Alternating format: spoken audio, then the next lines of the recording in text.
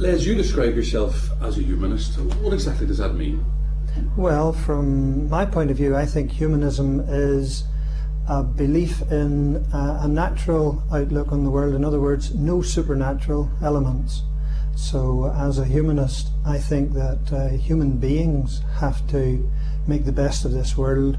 The human beings are in charge of their own destiny, and we have to create societies which have, justice and fair principles built into them, rather than hope that these things will somehow fall down from the sky or be given to us through some supernatural means.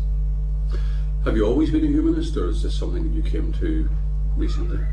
No, I was brought up in a conventional religious household, a typical home for Northern Ireland, and I suppose when I was in my teens then I started to feel that these beliefs didn't really add up to the rest of my experience. In one way, I suppose you could say the BBC had a large part to play in this.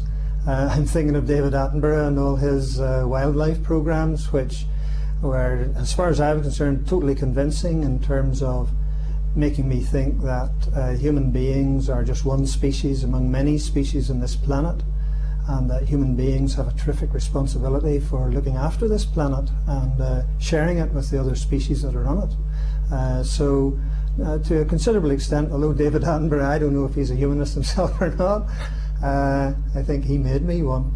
Mm-hmm. So was there a particular turning point that you recognise as, this is when I decided I was humanist, this is when I rejected, because would you agree that's what you were doing, you were rejecting all that you had been taught by your family up to that point? Well, yes, my mother had very conventional religious beliefs, so in a way I did have to go against those beliefs. But at the same time, it was more of a gradual accumulation of attitudes and beliefs about the world. As I say, beginning to accept that evolution was true, that gradually changed my outlook. My father, though, had not been as religious as my mother, and so he used to take us for the Sunday walk rather than going to church. So in a way, he had always contributed to this, non-religious outlook.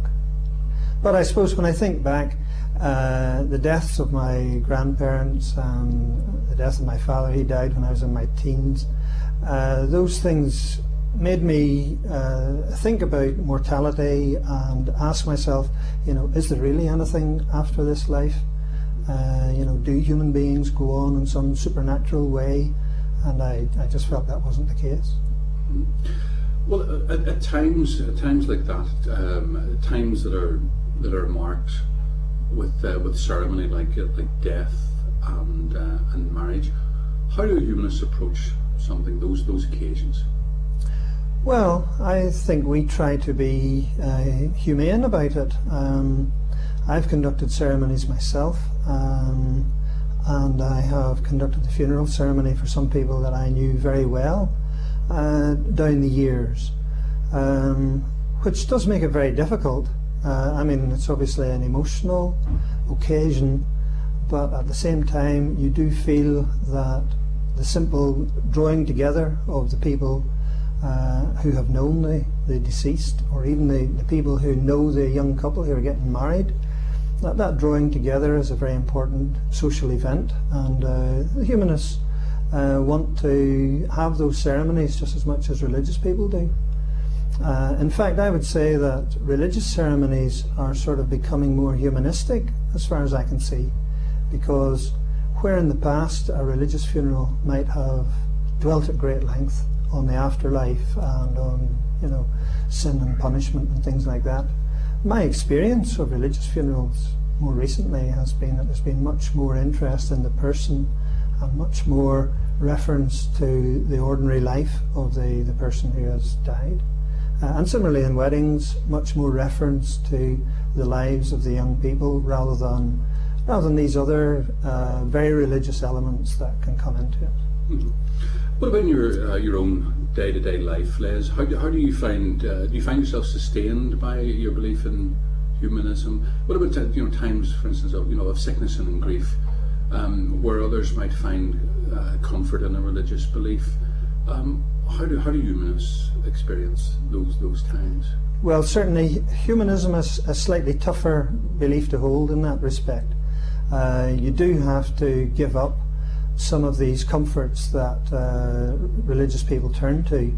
I'm not sure that a great many religious people really believe it to the extent that it's such a big comfort, to be honest. You know, I think a great many religious people are more conventional than philosophical in terms of these beliefs.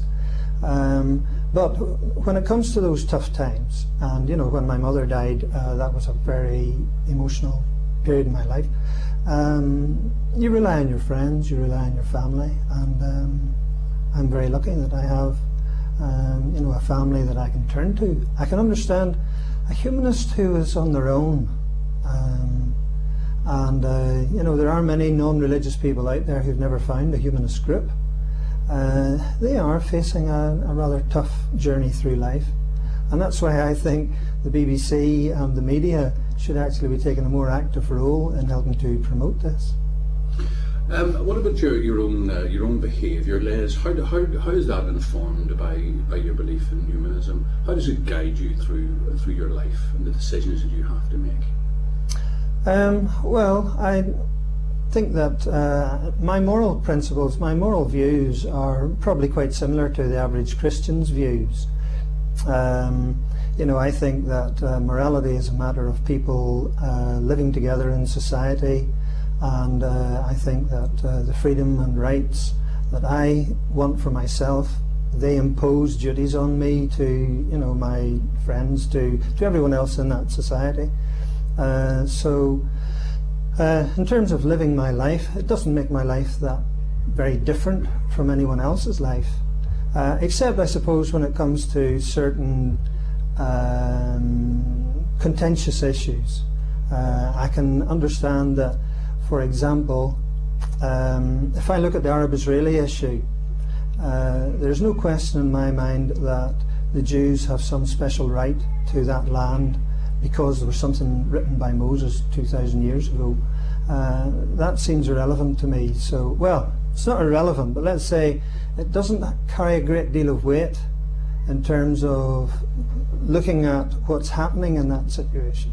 Similarly, I suppose if it was an argument about stem cell research, I would say that taking cells from an embryo in order to help people who have serious degenerative diseases is clearly justified, and I'm on the side of many scientific forms of medicine, which I suppose people with strong religious views, bringing in supernatural elements about souls and things like that, they would probably object to that.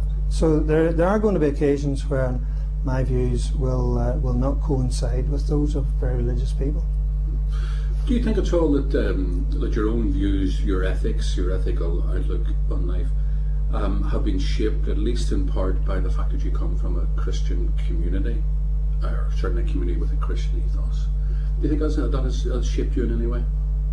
Well, I'm sure that's the context from which I emerge, yes, so that's true. But at the same time, I was in my teens when I started to feel that I wasn't a Christian, and all my adult views have formed and developed since then. So in many ways I would not accept that. I mean, and I feel very strongly that all this emphasis that's given to the Ten Commandments is actually a very bad idea in terms of moral discussion. The Ten Commandments are really a pretty feeble set of rules. You have a commandment against swearing, when I don't think that's really such a significant thing. But you have no commandment against rape, which I think is a terrible crime. So I'm not sure that religious dogma actually does provide such a wonderful basis for moral principle.